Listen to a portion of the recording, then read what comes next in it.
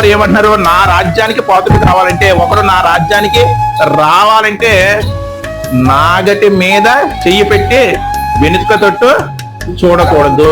అంటే క్రీస్తుని నమ్మిన విశ్వాసి ఎటువంటి వాడిగా ఉండాలంటే నాగటి మీద చెయ్యి పెట్టి వెనుక తట్టు చూసేవాడిగా ఉండకూడదు. నాగటి మీద చెయ్యి పెడుతున్నామంటే మనం ఎవరో వ్యవసాయదారులమే. మనం చేసేటువంటి వ్యవసాయం ఏంటి అని ఆలోచిస్తే ప్రభునందు ప్రియులారా, ఈ లోకంలో ఎంతో మంది హృదయాలు ఎలా ఉన్నాయంటే బీడు బారిపోయాయి.